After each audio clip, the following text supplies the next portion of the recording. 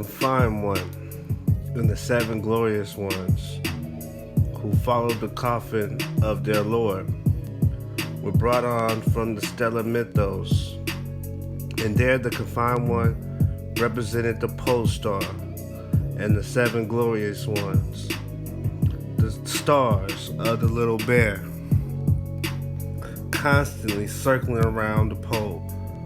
We understand the chronicles, the chronicling of kings, and the procession of Israel into the land of Canaan through the grand causeways, coming through like a serpent in the sky, confined in a coffin, a coffin. We understand the Day of the Dead, the time of the dead, and the mythos in regards to the dead, the Day of the Dead, Hallows Eve, Halloween, you know what I'm saying?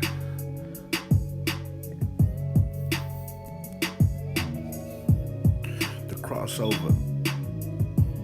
So when you look at the Ursa Minor and Major, the Great Bear, and it says, been the little bear and not the great bear. It says, may be assumed because the former could always be seen as was under observation, whereas the latter at times dipped so far down the horizon at certain periods it must have been lost to view to those in Egypt. As we understand why. Because this is the bear, the great bear, and the seven, if you notice the Subaru sign, when you look at the Hawaii and the Kona winds and a lot of the history in regards to these star systems of Orion's belt, the Canis Major, and these things are in reference to the Northern Tropic from the time of the Draco, from the time of the summer to the time of the winter, from Cancer to Capricorn. So these things have to be observed in the Americas. They have to be viewed in America.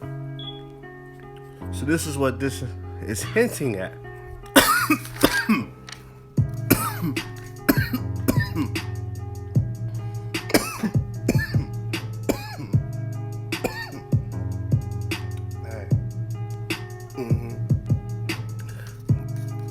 So when we look at Genesis 50th chapter, and we see Joseph commanding the burial, the embalming, the funerary procession of Israel, you hear me, into the land of Canaan, into Hebron, into the place by Abraham in the cave.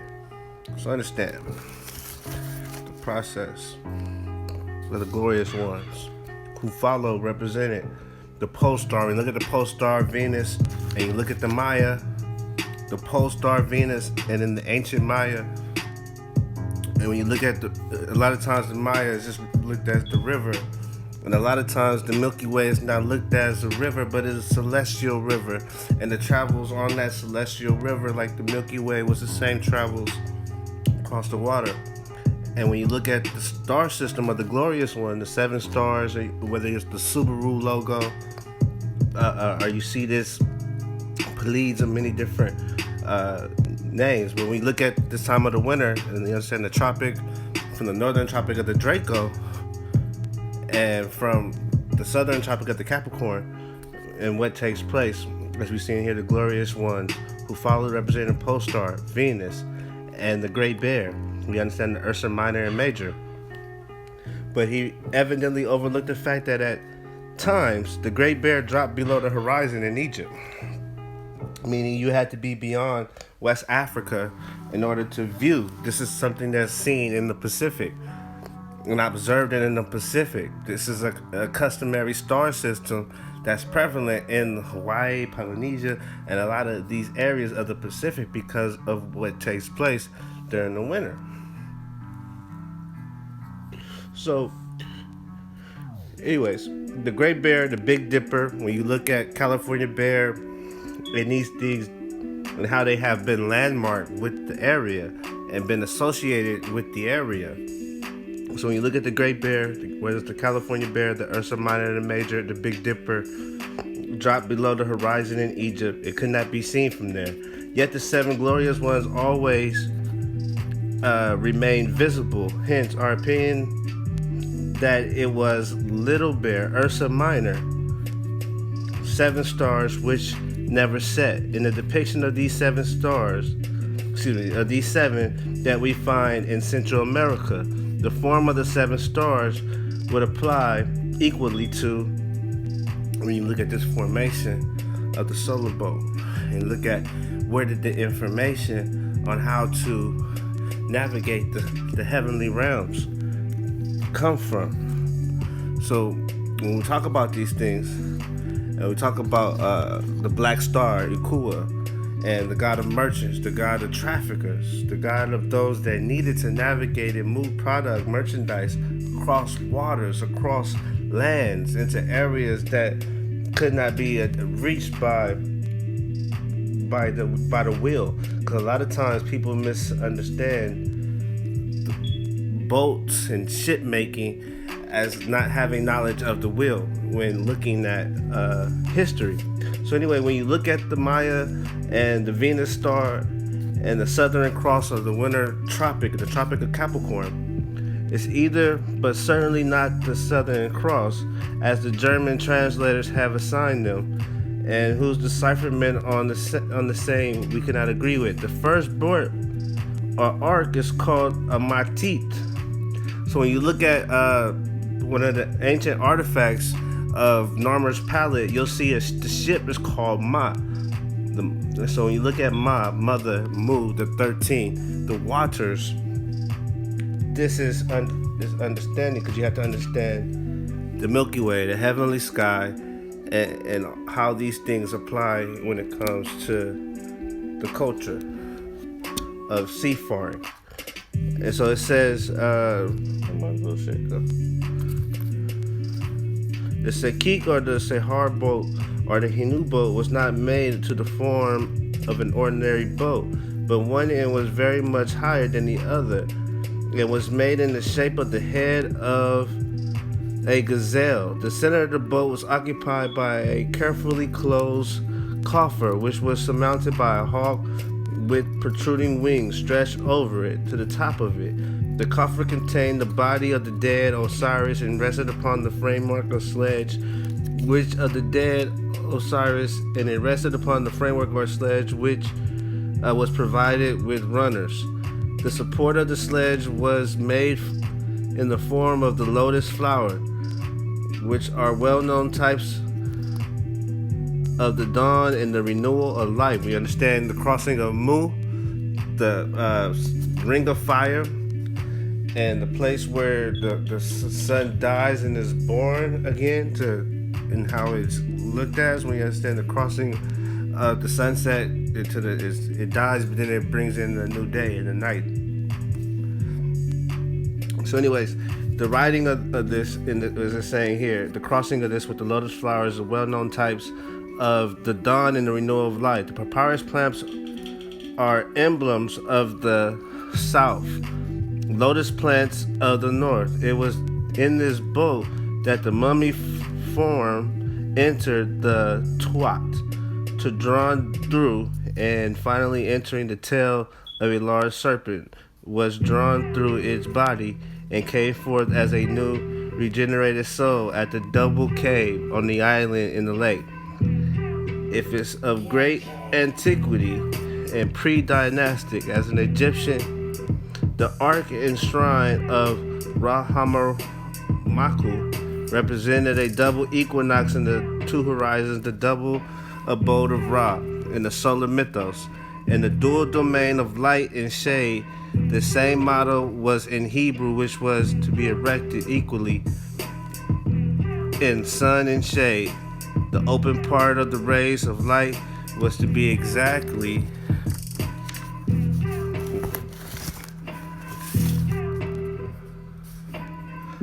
the same balance of the veil or shade of the covering, and not have more sun than shade.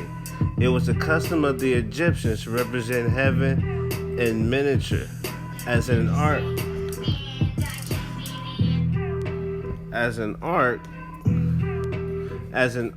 So many cubits, and inside there was a shrine of a deity and a figure of the god within the sanctuary, so that the sacred arc signs of Egyptians dated back to the earlier stellar mythos and considered of a boat and shrine, and the images of the god were placed within the shrine or borne on the shoulders of the priests around the temple or certain festival days. There was an arc of 7 cubits, stellar, and one of 8 cubits, lunar, and one of 4 cubits, solar. The 4 cubits represented the 40 days. We understand the period of the 40 days, the master 10 degrees of the 40 days of travel. But the 4 cubits represented the 4 quarters of heaven, and the 8 cubits, the octonary, and the one of the 7 cubits, the heptanimos. I don't know what that is.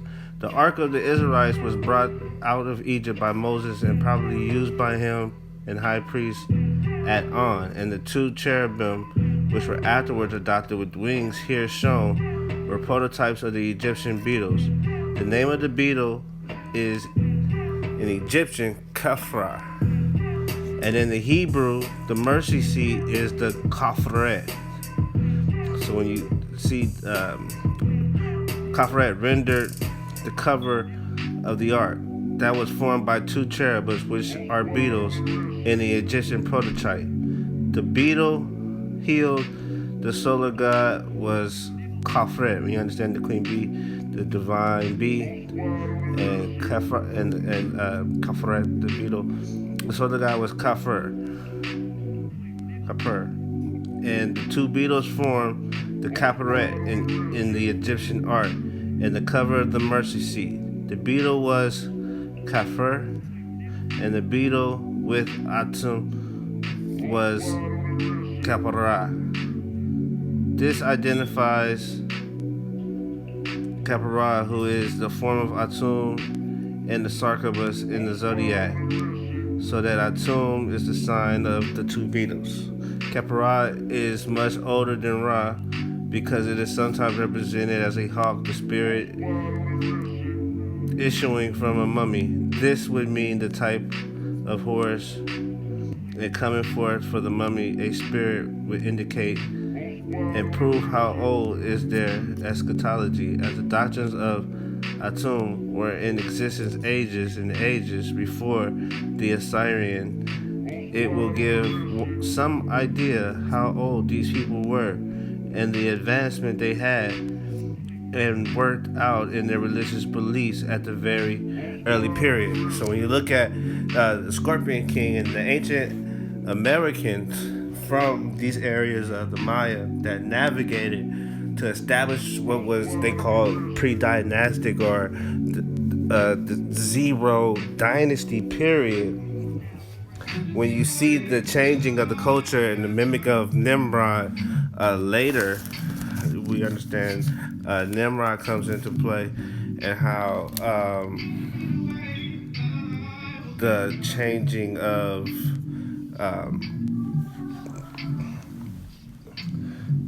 the culture.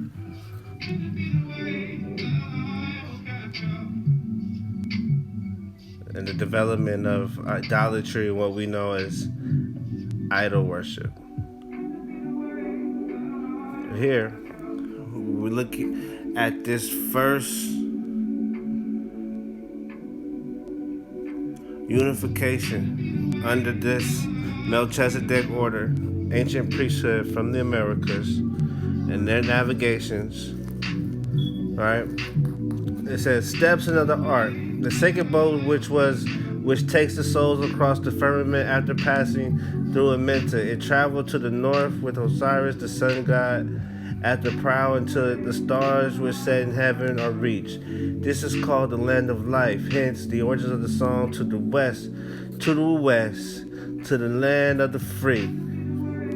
In chapter 5 of the ritual, we read, "See thou Horus at the lookout of the ship, and at his side Thoth and Ma'at.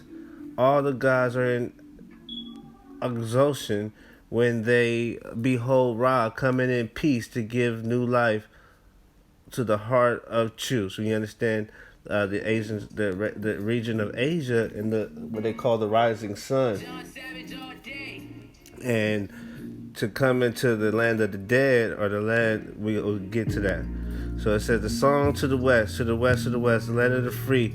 We sung the funeral song, or the dead march. You understand? Or when the saints go marching in, or when the saints go marching in. It was a song at the obsequies of all the dead at burial, having their beliefs before stated.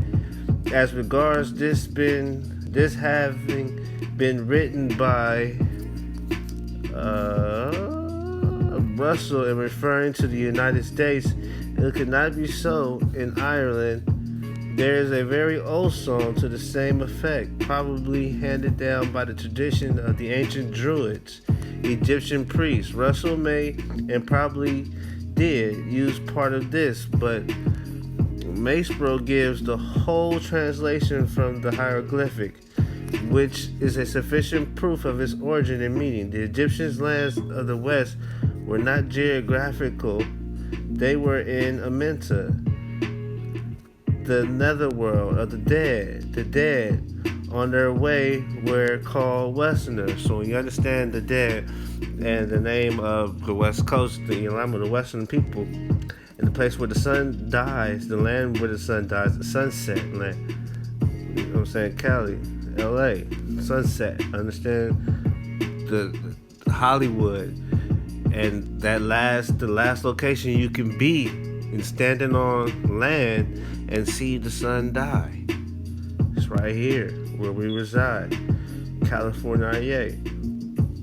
Now it says, in his works on the Mayas confounds Amenta, the land of the west of the Egyptians, which is a celestial and a figure of sign to teach the mysteries only, with the terrestrial and misunderstands.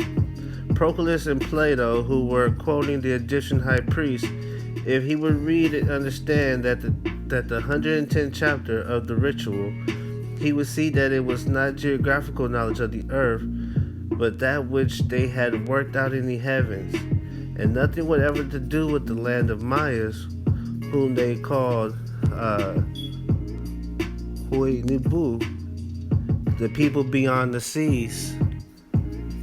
And he mixes Amenta with the Mayas as geographical, puts an exoteric rendering, and does not understand the uranographic and esoteric representation, whatever the fuck that means. So, the land of the West, we see the Day of the Dead, we see Dias de las Muertes, we see these things in reference to the dead right now, coming into this celestial time frame that could not be viewed of the bear. We understand the bear, October the 8th month. It's really, I know they told us it's the 1031, but it's really 831. You hear me? It's really the 8th month, but we living like it's a 10th month. So you understand, when we spring forward from January to February, and we don't, you know what I'm saying, come out be it like we supposed to, you know what I mean? This is what messes up the understanding even of directions. So when you look at the West and the sunset lands in these areas, the journey to the West, the funerary procession, and the boats to cross the Pacific following the sun set into using the Kona winds, using the winds of the Pacific Ocean, and these funerary boats and this funerary arc crossing what was seen as the Yami, the great seas. When you understand, you got the Tanim, you got the great whales, you got the great monsters in the ocean of the Pacific. I'd say that in the Atlantic as well. But it says the Ark of the Covenant, built and set up by Moses in the wilderness according to the second volume, was not been seen in precisely similar in all measurement to the stone chest, still to be seen in the king's chamber of the Great Pyramid, and which is undoubtedly the original, although the contents are gone. According to the rituals, should have contained the confined one, and we know that miniatures of this used to be carried around in the Egyptian temples at Memphis on stated occasions during their religious rites. The Holy of Holies in the Temple of Solomon, the Ark of the Covenant, showing the bars on the side, according to the 1 Kings 8:8. The cherubim above the covering, each with 2 wings without hands, and a cloud above heaven. The cherubim which seems to shine and to be, as it were, embraced by the wings of the cherubim. The Holy of Holies in the Temple of Solomon and the Ark of the Covenant, showing the bars of the side according to 1 Kings 8:8. The cherubim above, between the cherubim. So this is how they are interpreting that to be. So we see the boat, the confined ones, the burial of Jacob, the navigations, signs and symbols of these ancient Americas. When you look at Amuru, America, serpent in the sky, Star Spangled Banner, you know what I'm saying? That type shit. Out that way.